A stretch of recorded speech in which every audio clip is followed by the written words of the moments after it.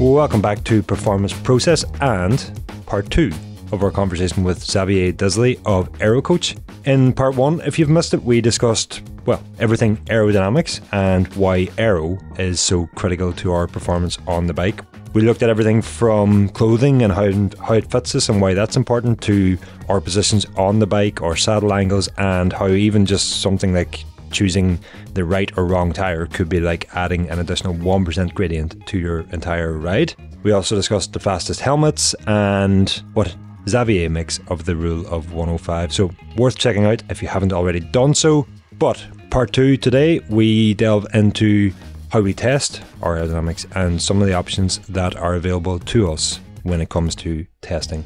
So without further delay, here is part 2, here is Xavier, and here is some of your options when it comes to testing your own aero.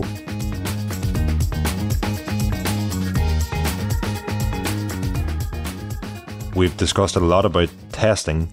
What I want to pick your brains on now is how a rider would go about aero testing at home, or even engaging with the likes of yourselves at AeroCoach in terms of how we actually go about not just assuming something is more aero, but actually assessing how much more aero something is, or what is the most aero setup for ourselves. And I might just kick it off, but like if you could give us an explanation of what aero testing is and how it might help the individual. Sure. So aero testing is basically understanding the thing that you're testing. So whether that's a rider or whether that's a component or whatever, understanding how aerodynamic that component is. That's the first part of the test is your baseline, is understanding where your starting point is, and then looking at trying to improve it. If you're not looking to try and improve it, at least trying to understand how you've achieved that particular result. So if you're a rider, then there are various different options available to you. You can do at-home testing, which, as you say, we'll get into.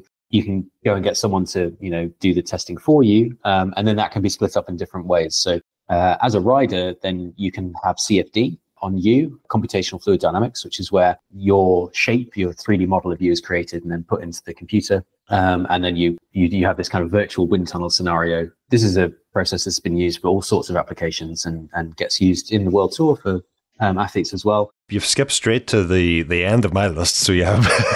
But no, this is great. Well, we'll go back to the kind of, we'll start with the crazy stuff, and then we'll go back to the easy stuff as we work through. So CFD is all of that, mostly used for components and things. You also have wind tunnel testing, which is more removed from CFD. It's a bit more real world. You stick a component or a rider or whatever into a wind tunnel. You then fire air over them. You measure the drag force that's created by the object on a balance, a force plate, effectively.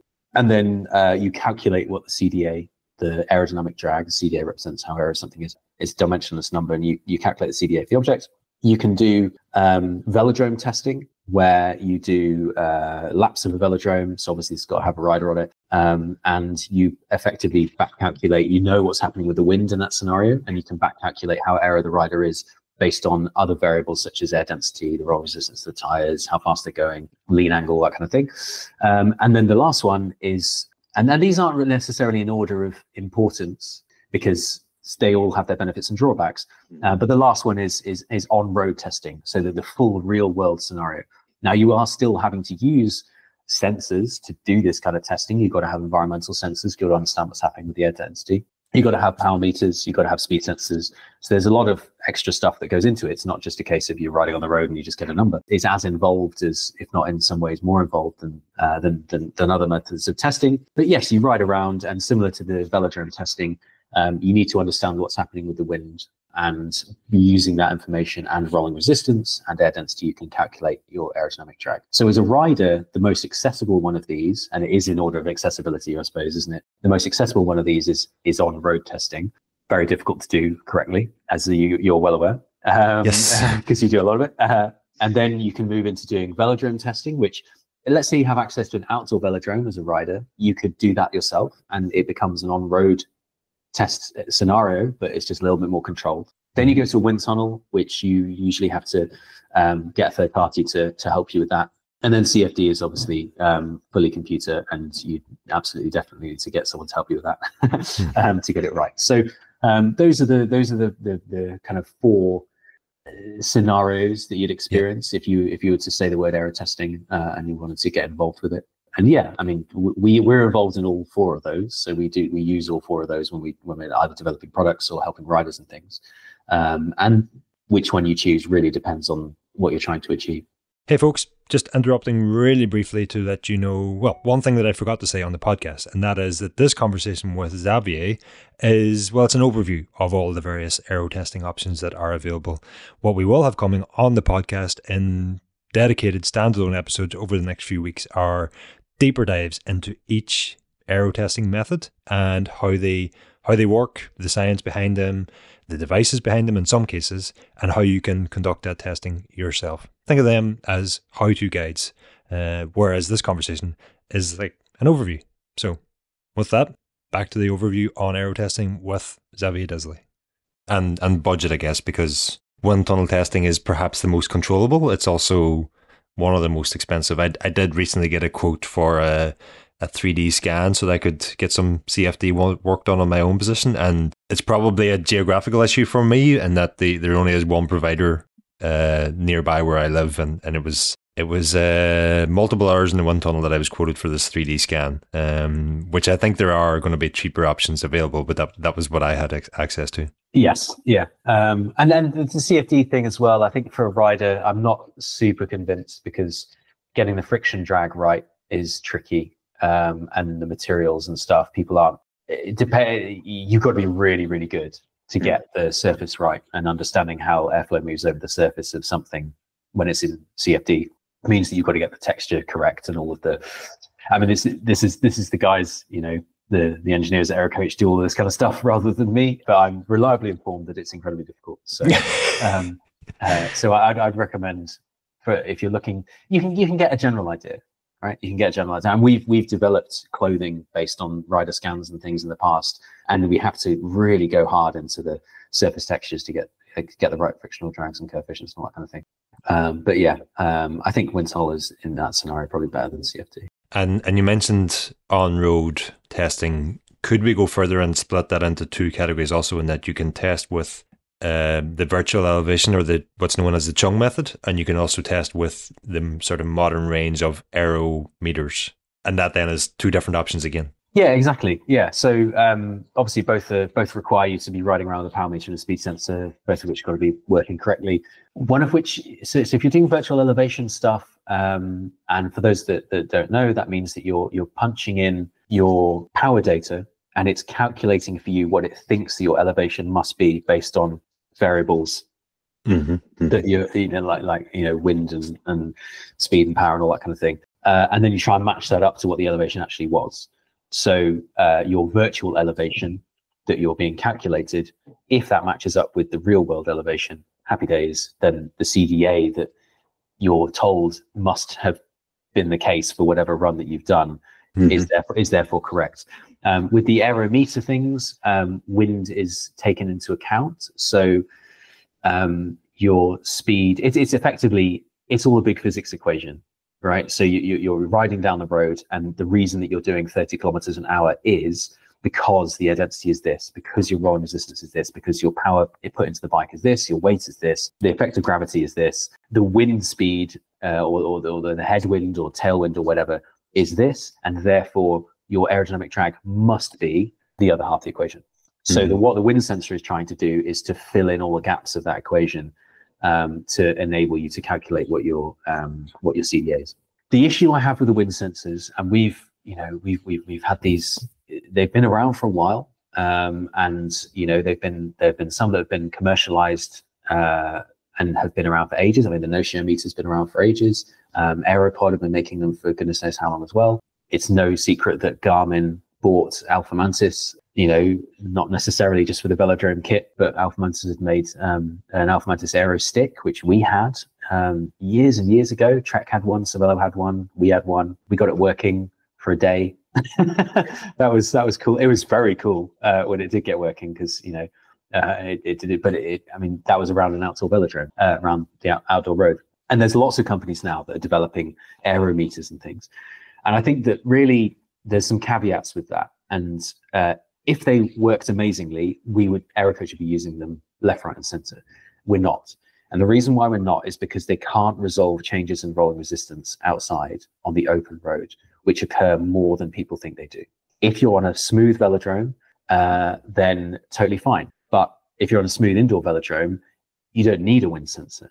Okay, it's redundant. Like, there are other ways to do it that are absolutely fine, and you're just adding kit to the bike, which is going to have an interaction with where your hands are and all this kind of thing. Let's say on a time trial bike. If you're on an outdoor smooth velodrome and you want to know a bit of wind, okay, fine. But if you're doing it correctly and you understand how wind occurs in the velodrome that you're using, and we've got a local one that's quite good, you don't need a wind sensor for that necessarily. And if you're out on the road and you're riding down a road where the surface is changing and it's always changing, then these things can't resolve rolling resistance differences between this patch of tarmac and that patch of tarmac, or you hitting a slight bump or something, to the extent that you can get the CDA accuracy that you need, that we need, certainly, and that I feel as though would be useful for a consumer who's dropped 4 figures on one of these sensors. So although you might get numbers that look great, and you'll do an Aero session or something and you'll be like, oh, well, this looks good, this, you might not be able to repeat it the next day. And I think sometimes when people get these things, they don't do enough repeat sessions to understand the limitations of the device. You need to know when it isn't working. So you need to, do the same test again a week apart. And if the results aren't the same as what you found before, what are you going to do with that information? So I think that it's a very much a precision piece of kit, a wind sensor, if it works, because some of them are terrible. And you need to know what you're testing, and there's just an awful lot into it. If you're testing equipment as well, you've got to buy all the kit. And this is why going to a third party, and obviously I'm biased from this perspective, right? But if you come to an AeroCoach session, we've got road helmets coming out of our ears. We've got any time trial helmet you could possibly want. If you've got, wheels you want to test, we often have competitor wheels that you can use if you need. Clothing, like you name it, whatever. Whereas if you bought an Aero sensor and you want to find out what Aero helmet's best for you, you're going to buy 10 Aero helmets at $200-300 or euros each. Like that's just a huge expense. I think going down the rabbit hole of Aero meters and things, when you can find out, holding the Aero hoods is better than holding the tops without necessarily needing one of these things is tricky. Tell me about your experiences. Well, yeah, I think that's my experience is that the devices are getting incredibly good. But the surface on the test loop that I have, or the test out and back, has been my challenge. And that was what I wanted to ask you, is like, if you can do enough repeats, or if you can hold identically the same line through each of the imperfections on the surface every single out and back, can you then eliminate that issue, or is that always? So we've when we've done it in the past, we've done chalk lines on particular important bits of routes. Okay. So you'll have you'll do a chalk cross or something. You just have to make sure you hit the cross, and then you aim for the next one, and you aim for the next one, and whatever.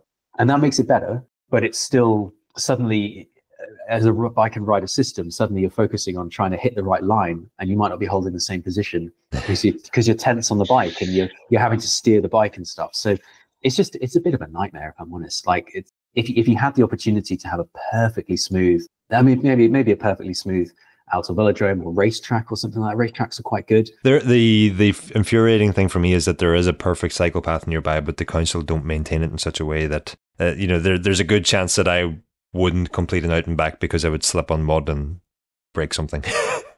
probably a bone or the device itself or something like that. But like my process with it, and the conclusion I'm coming to with the test surface that I have available to me, and that is again, it's a geographical issue. It's not really an issue of these devices. If I had a smooth surface, I think it would be much more useful for me. But the conclusion I've come to is, like, for macro changes, let's say, it is very useful in terms of optimizing position and that. But when I'm trying to look into micro changes in gloves versus no gloves, or the difference between Aero overshoes, or the difference between Aero bottles, it gets more challenging. The answer I've had is to do more and more baselines. So I'll do a baseline test intervention, baseline, test intervention 2, and so on. So I'm doing as many, well, double the number of baselines as I'm doing tests. But I think that the reason I'm bringing that up is because I want to ask you, like, is that regardless of the type of testing you do you need to consider just what is practical for a given test? Yes. Do you mean in terms of what you think? I guess managing expectations is, like, you mentioned 10 Aero helmets there. I think the Aero sensor companies will say, like, bike fitters might use these, and those bike fitters might have 10 helmets, or perhaps you can get a blend of helmets to test a range of helmets before you then go and buy the one that works best for you. But the part that I've found quite useful is just managing my expectations. Where previously I wanted to go and test 10 helmets, if I narrow that down to 2 helmets or 3 helmets, I have a much better chance of getting much better results. But will that result, if you then only test 2 or 3? Yes. You're then limiting yourself. But I guess you could. Well, my thinking has been, if I test 3, I can take the winner from day 1. Put that into day 2, and Yes, yeah. But you still have to have access to the other helmets you want to test eventually, which is it's a real problem. And I think that again though, these things are tools, and if you give, because we know that position is the main thing. Testing aero helmets is fine. Testing wheels and maybe a frame swap or whatever, also fine. You want to make the biggest difference, then you need to change the position of the rider, whether it's time trial or road race or whatever. An aero sensor that will return a CDA for you, it's like a measuring tape. Now, not everyone who owns a measuring tape is a bike fitter. It just gives you the opportunity to measure something, not to know what to do. As in, if someone wants to improve their position, do they know what they should change their saddle height by 10 mil or 5 mil or stack height or reach or whatever? Or if it should be 5 up or 5 down. Exactly. And so these sensors will give you the opportunity to measure a thing, but not to tell you what direction to go. And that's where all of the the third party stuff comes in, where you go to a bike fitter and they'll be able to help you with that, or you go to an aero company and they'll be able to know. Because I mean, we've tested from our perspective, like, we've tested nearly 1,500 people now over the years. Wow. And so if you come to a session, like, we'll know what roughly, because it's always individual, right? But we'll know based on your body shape and things, like, okay, we should go in this direction. And then suddenly you're saving like a ton of time, because I mean, back in the day when I was doing aero testing on myself, back in 2007, 2008, 2009, when I started doing all that stuff, going and doing aero testing was exhausting. And like, you'll find this too, it takes hours, and you by the end of it, you're doing your A-B repeats and chuck in a C and another control if necessary. And there was one week last year, I can't remember the number, but there was 1 week last year I'd done something like 80 miles on a 1 kilometer out and back.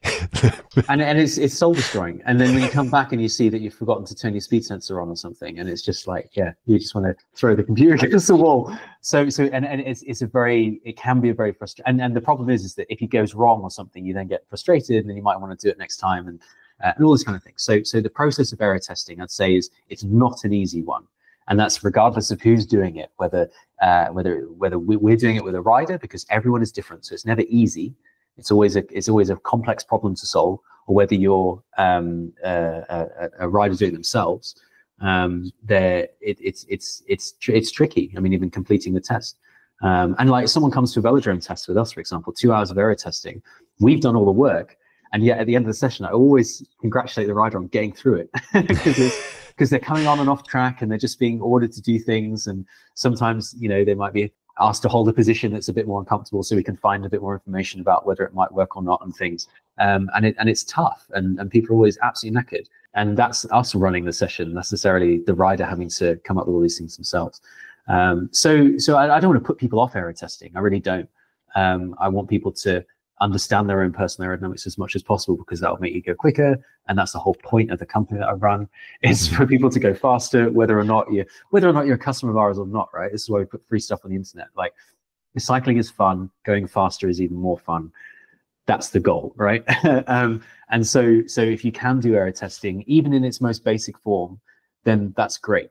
And if you have just a stretch of road, next time you're listening to this podcast, going down a stretch of road, everything's nice and consistent. You've got either no wind or a consistent wind or something.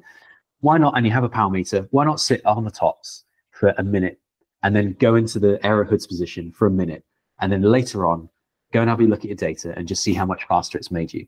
And then suddenly you've done an Aero test, you know, and that's the start of it. And it's a slippery slope from there. Exactly. Okay, regardless of the type of outdoor aero testing you're doing, do you have like a protocol or a to-do list that you follow when you go outdoor testing? Yeah, so let's say I'm going to go out and do some testing tomorrow, and I want to change my my stack height on the bike, for example, on my time trial bike. First of all, you need to make sure you're not going to be disturbed. So you need to ensure that wherever, and this regardless of any kind of testing you're doing, you can't have people driving past you. You can't have people sort of riding near you or anything like that. It is very much a solo enterprise.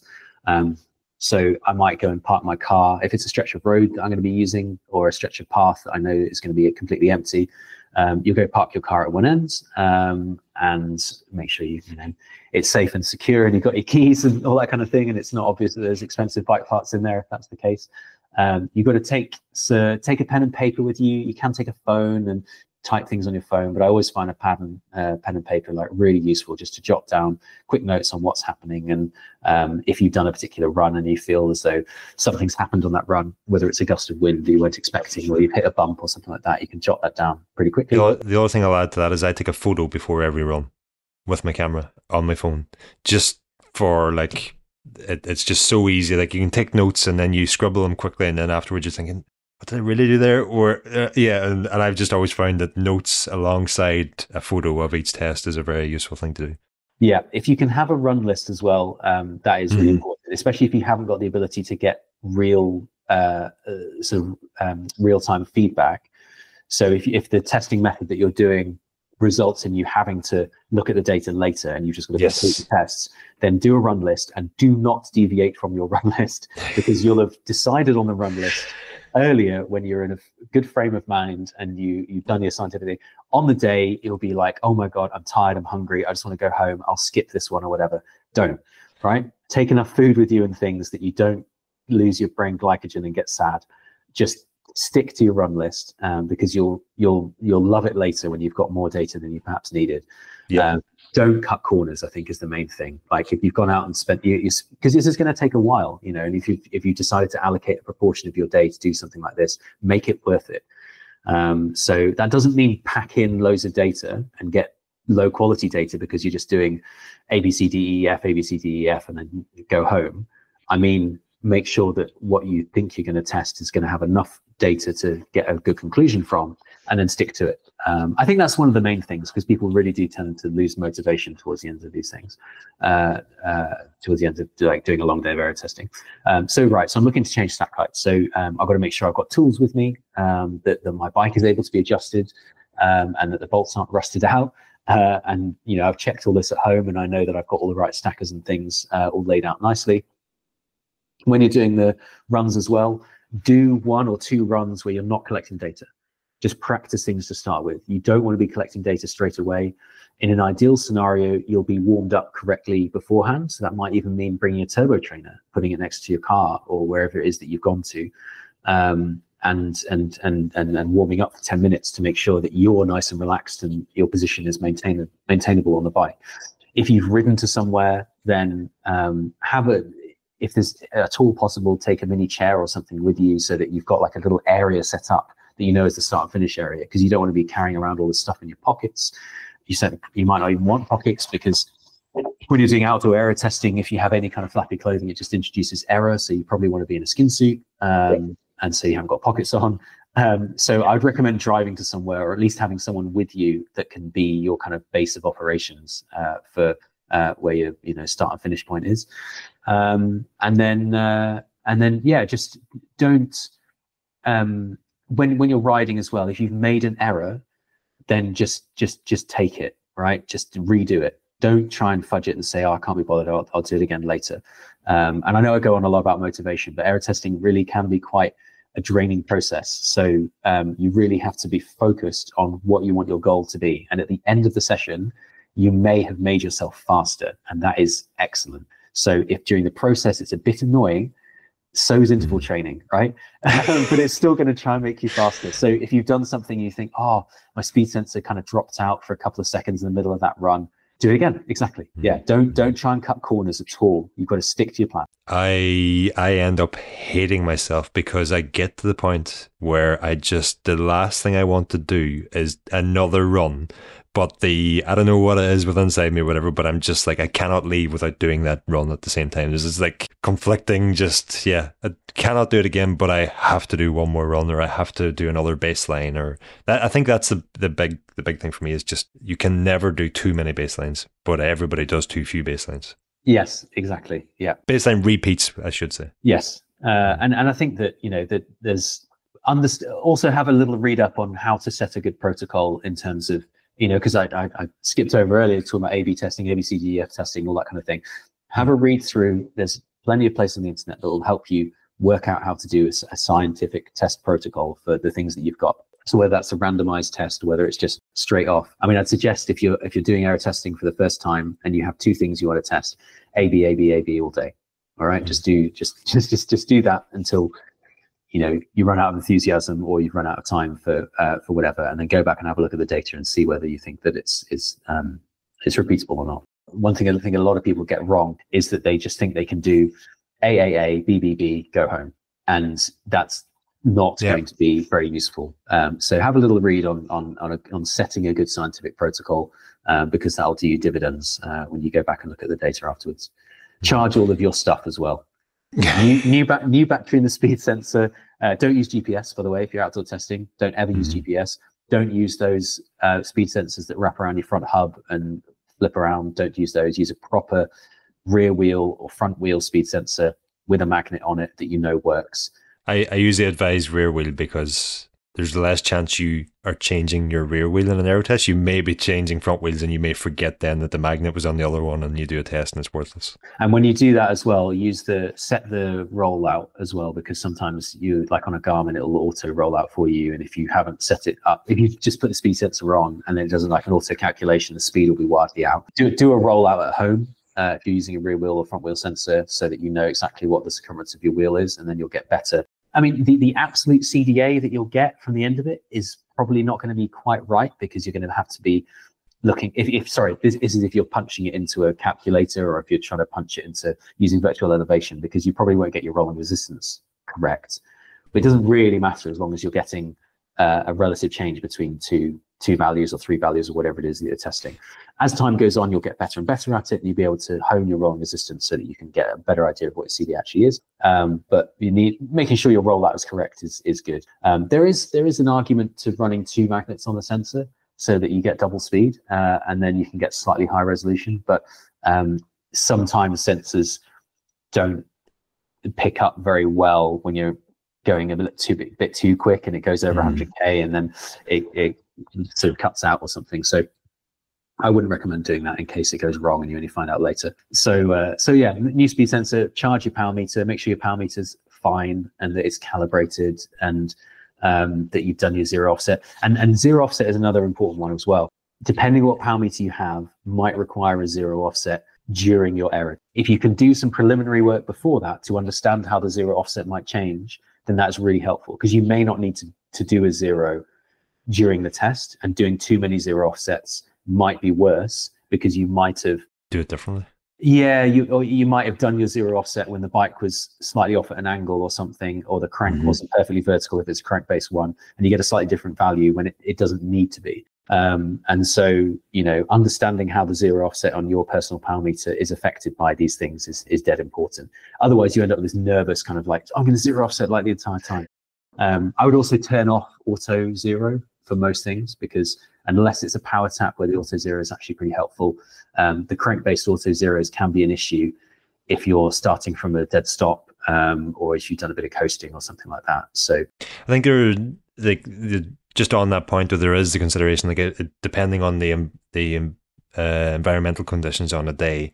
I think it's really worth considering, if you're testing in the morning, is it about to get a lot warmer? Because it gets warmer through the day. That affects the conditions you're riding through, but it also affects the power meter. I would, to be honest, if you know that the conditions are going to change by more than a few degrees, I wouldn't test. Don't do it. I wouldn't test, because exactly as you say, not only is the power meter offset going to change, also you need to be measuring air density. And if you think the air density is going to change, you've got to factor that into everything.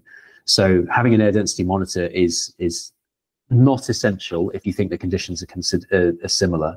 But if you want to really do it properly, you have to have one of those, and you have to have an air density for every single run. I mean, are you really a cyclist if you don't have an anemometer? Everyone's got a question, haven't they? But yeah, so I think that the little kind of nitty gritty things, which I mean, hopefully that's covered most of them. I think there's so much we could go into, and as I said, as part of the series, we're going to have a deep dive into each of the individual aero testing options, with some of the experts in each of those fields. Not that you're not, but you know, we're getting an overarching view from someone here who's done all this different types of testing. But what I've found really useful is if you can apply a process to each step of each step of testing. So if it is that you figure out that actually I do need to zero offset my power meter, that it could be as simple as, for me, I have a position on my van where I lean the bike against. I know then the bike is in the same position. I pull the brakes, the bike is upright, I do the zero offset, and then I know that's done exactly the same for each one, or as close as possible. And processes like that, I think are really good for ensuring you have a better chance of getting accurate data. I love it. Yeah. And I think that it's only when you go through, and this is because you've done so much testing of your own, you know what impact it can have. If you have someone who's never done this before, there's so many things that you can do that will increase the error that you'll experience, where you think, oh my God, I listened to the podcast and I did what they said, and now I've suddenly got this error or whatever, or I read this thing online which said about doing error testing and it's fine. And then suddenly you find that the speed sensor dropped out occasionally and the power meter hadn't been zeroed, or the auto zero was on, or I was using GPS for speed and all this kind of thing, and you can get discouraged by it. But yeah, the example you said there of having a specific way of zero offsetting a power meter, absolutely brilliant. And it's that kind of thing that really improves your ability to get good data out of error testing. Because what you don't want is for someone to have done an error test, think that they've done everything right, data's complete, like a complete load of rubbish, and then they get discouraged and never do it again. That's what we don't want. The other thing I found very useful of late is both Streamlines and Aero Sensor offer a body checking device that sits on your stem, and then you can look at the fit file afterwards and see, has your head position changed, has your torso position changed, has your hip position changed. And then as part of my bottle testing, I was able to decipher that despite the fact I was really concentrating and holding it in the same position, I had moved my head in one test that may have been, well, it will have influenced that result. The body sensor thing, and it's also got like a Garmin Connect IQ feel where it goes green and red. That's nice. I like that. That's a cool. We've got one. It's a cool bit of kit, that. Yeah, so that is outdoor testing. We've covered both with and without aero meters.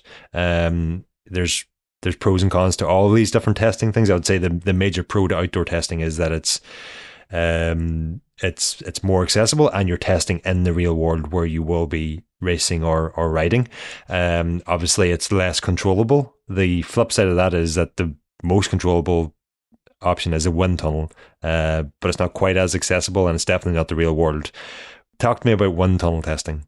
So when we do testing, it depends on what we're doing. So if we're doing a rider, let's talk about a rider for the moment rather than a component. So when we're doing rider testing, you have to make sure that your protocol is correct. And I think in the past, and even now, to be honest, like people are using the wind tunnel. Again, it's a tool, right? And you got to use the tool correctly.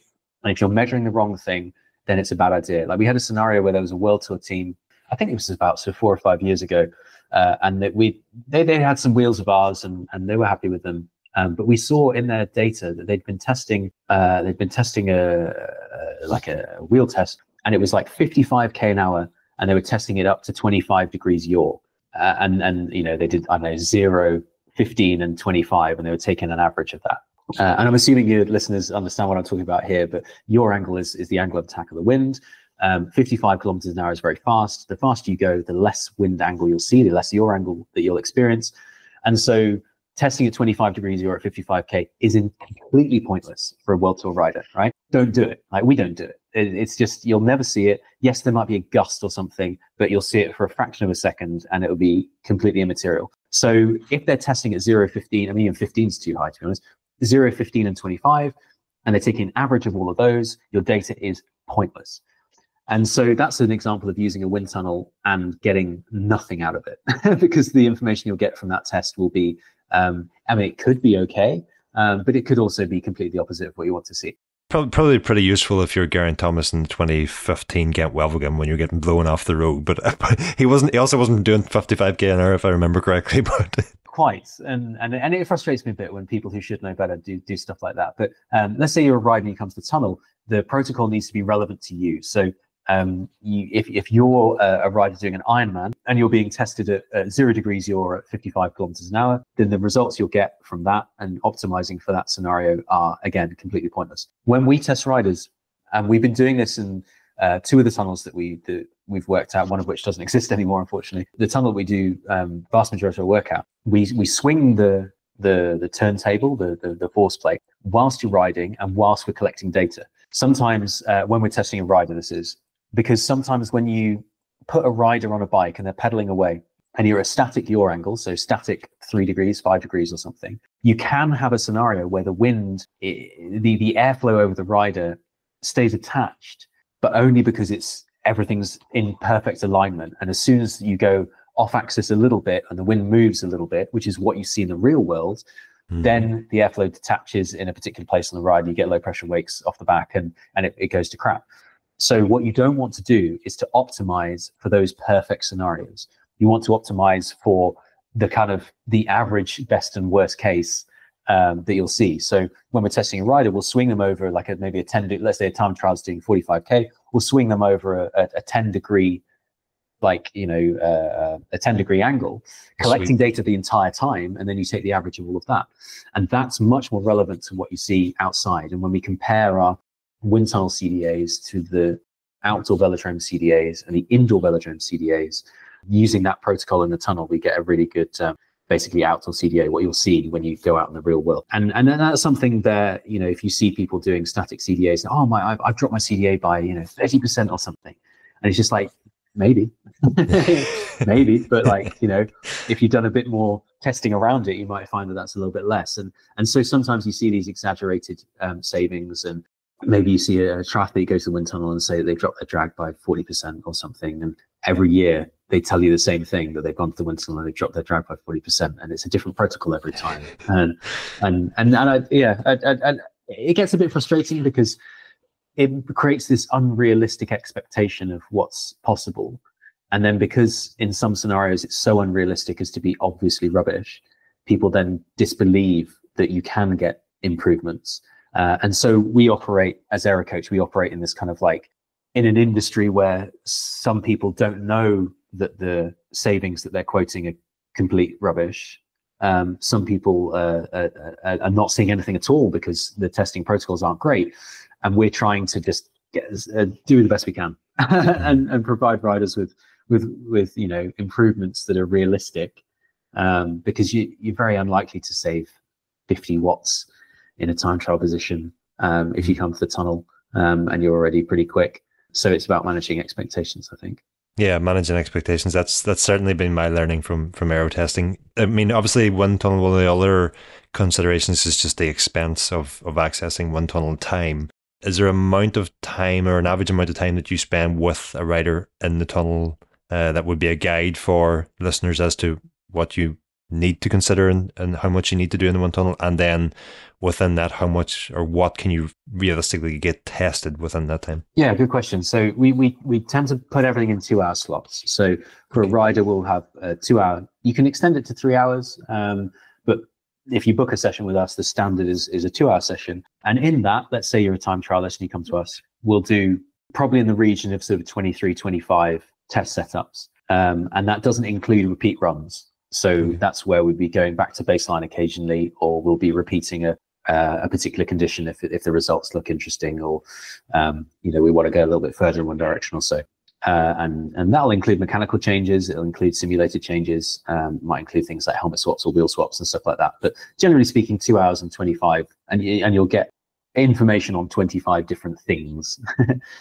So that might be a different helmet or a bit of reach extension or slightly different saddle position or something like that. And I think that that's from a value for money perspective, it's pretty good, because you do end up with not only the opportunity to test stuff that you haven't had to pay for, like helmets and things, but also you end up with a lot of information about what does work and what doesn't work for you. So aerodynamics is an ongoing process, and because your body is changing constantly, and different amounts of training and flexibility work and things will allow that. If we find out, for example, that if you could, go a little bit further with a particular saddle position, or if you could squeeze your shoulders in a little bit more, then you'll save even more than what we might have seen in the tunnel. Then happy days, you go away and work on that, and then you'll get free savings later. And also understanding that doing a particular thing for you, like, if you shift back on the saddle when you get a bit tired, it's terrible.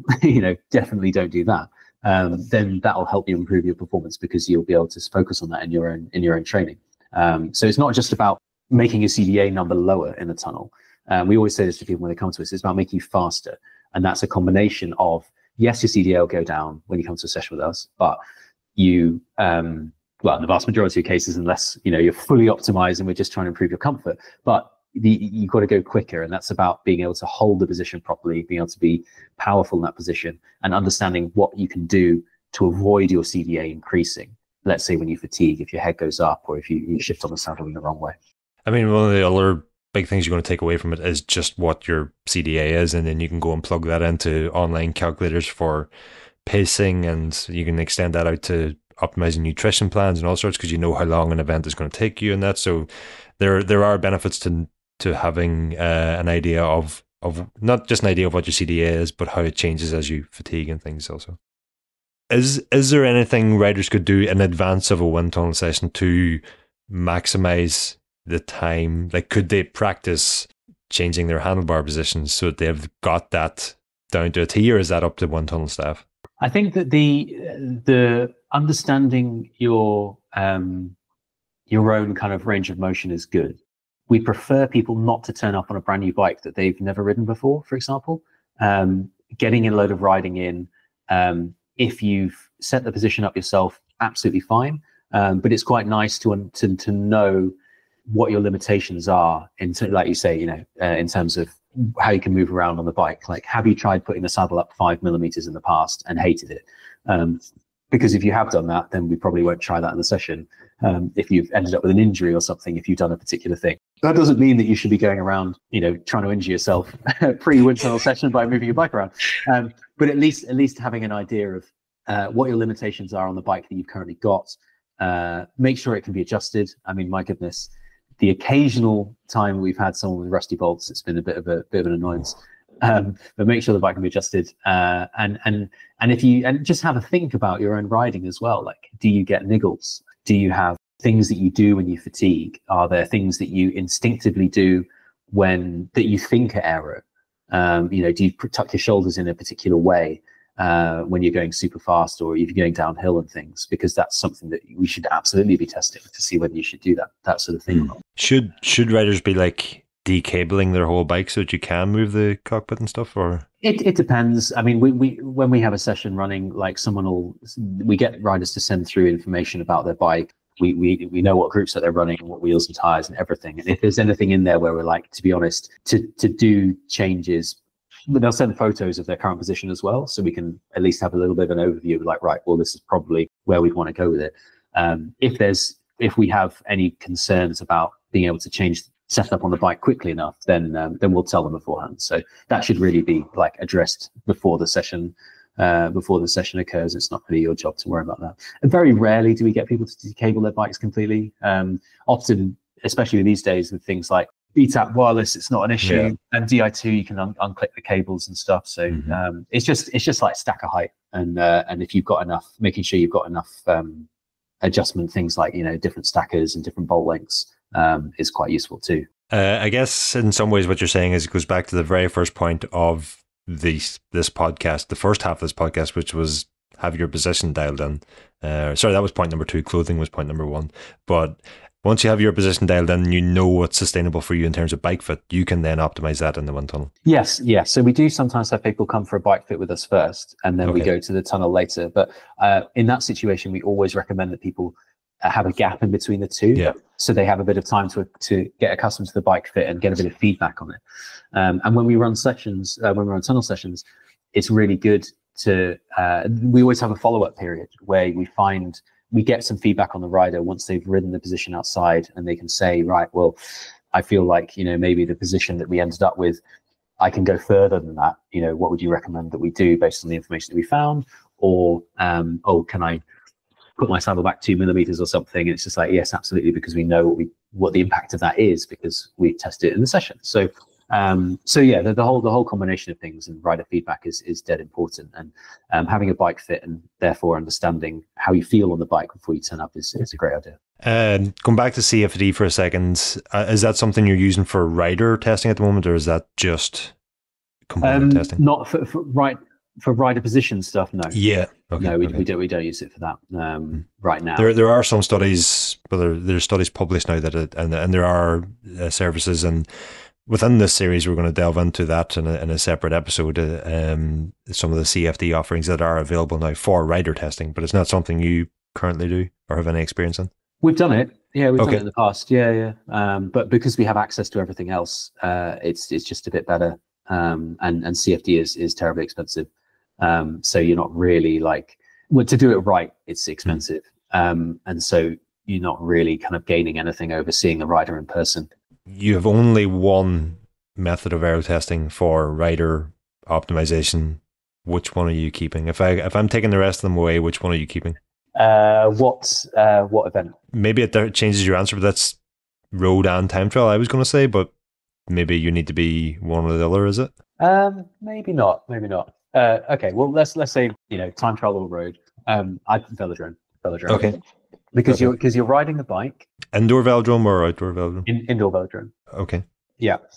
So that's something where you could, if you don't need a wind sensor to do it. You can do it straight off power meter data on your own if you want. So as a self-aero testing environment, you could literally, if you wanted, just do speed versus power, and that would give you decent enough data. When you've got kit, we've got the Alpha Mantis kit. I think we're one of the very few people in the world left who has. I think Grenchen Velodrome is the only other place I've seen it still in use. Yes, they've got one. I know other people have got them, but I think that we're still using it and we've used it more than anyone. Even at one point, we'd done more tests on it than Alpha Mantis had, which was quite a cool stat. But so we've got the funky kit, which makes everything live and fun. But you're riding the bike, so the bike's moving under you, and so you can get an indication of how you feel when you're actually on a bike that's moving rather than a static rig, which is a small benefit. The data you get there, if you're doing it well with proper equipment, is incredibly good. Riding velodrome is awesome fun, and also it's a little bit more accessible than wind tunnels because there are more indoor velodromes than there are cycling specific wind tunnels around the world. So if you only had to pick one, and that is how we started. That was the first thing that we did when I was. No, I lie. No, we're doing outdoor velodrome stuff in 2012. But when I took over AeroCoach, the first thing, the majority of the business was indoor velodrome testing. So I've got a soft spot for it. But for those reasons I've just explained, I do feel as though if you only had one, that would be the one to choose. And in terms of yaw angle and stuff, and I know people think, oh, you're only testing to 0 degrees. You're not. You see a change in yaw angle as you move into the bankings and out of the bankings. It's not a lot, but it's enough to be relevant for high-speed road and time trial. So it's not 0 yaw, and if anyone tells you that, they're wrong. It does change, so it is still relevant for high speed road and time trial, definitely. Yeah, you're selling it quite well there.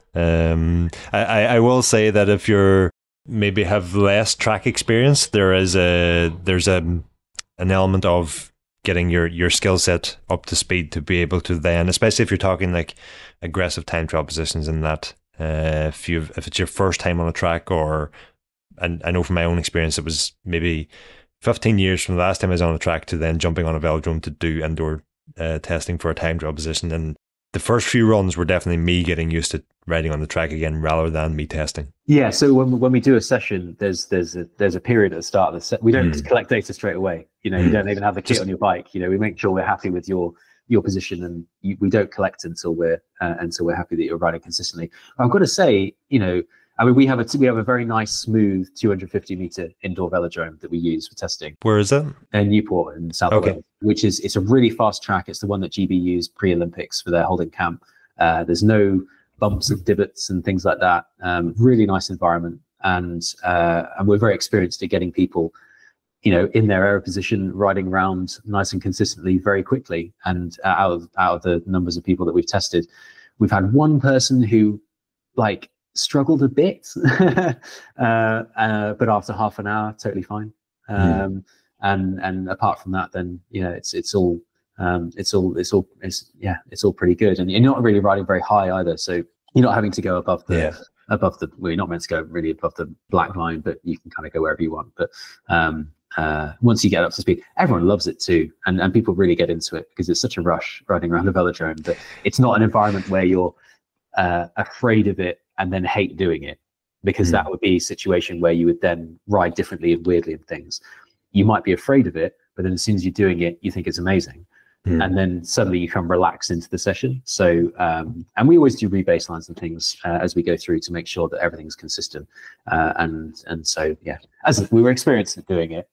So I think if you have someone who can help you through the process of riding on an indoor velodrome, then it makes the whole thing a lot easier. If you just on your own randomly rocked up to an indoor velodrome, having never ridden one before, and you book some track time, I wouldn't suggest it would be a very appropriate use of your aero testing schedule.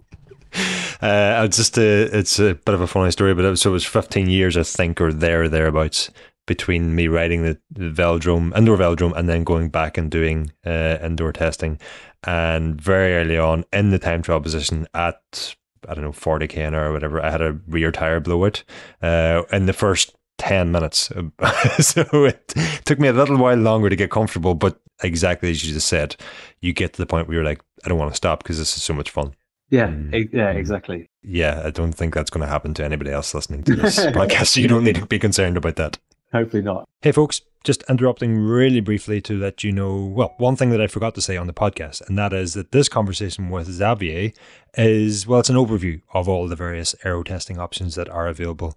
What we will have coming on the podcast in dedicated standalone episodes over the next few weeks are deeper dives into each aero testing method and how they work, the science behind them, the devices behind them in some cases, and how you can conduct that testing yourself. Think of them as how-to guides, whereas this conversation is like an overview.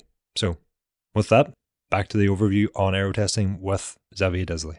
I suppose one of the other problems is that you need to be able, if you're testing a road or time trial bike, you need to be in a velodrome that will let you do that, like have a geared bike on. And often that means that you've got to be with someone who knows what they're doing. So like an aero testing service, and then suddenly, you're doing it with aero testing service rather than doing it on your own. But a windless outdoor velodrome on a very, very still day is similar. And that's a lot more accessible for a lot more people. So it's not perfect, but you can get those macro changes that we were talking about before in an environment like that without having to have wind sensors and things. But in that scenario, it has to be kind of like low wind unless you really know what you're doing. All right, well, that is, we could literally go on all day about aero testing here and aerodynamics in general, but I think that's been more than enough to digest for this episode. We do have a full series on aero testing to follow, so I don't know if you have any closing advice for listeners in terms of aero testing or aerodynamics, or some way that you want to, or some nugget of information you want to leave us with in terms of getting the most out of aero testing. I wish I had the golden nugget that would make everyone 5% faster. But I think that it's all incremental stuff. I would say that if you have the opportunity to give aero testing a go, even if it's just at a macro level, to understand your own personal aerodynamics, I think is a very rewarding experience. So if you have the opportunity, I think I said before about just checking the difference between holding the tops of your road bike and getting into the aero hoods and being like, oh my goodness, it is 45 watts, 45k an hour. It's more than I thought, or maybe it's less than I thought. But understanding how your own personal aerodynamics works is step one, because everybody is different. Everyone's CDA is different. It's a fingerprint. You might not have a super high CDA, you might not have a super low CDA, but it is your personal aerodynamics. And so I think once you have a little bit of a handle on that, that's a really nice stepping stone to then kick on from, and then that can then motivate you to do a little bit more.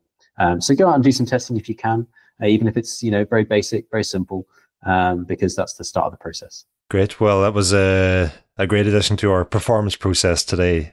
So thank you for joining us, Xavier. And for listeners looking to learn more, there is that learn section on the AeroCoach website, aero-coach.co.uk. Right up along the top, you've got home, and then next tab over, you've got learn. And there's plenty of information and testing results in there for anybody who wants to delve into those.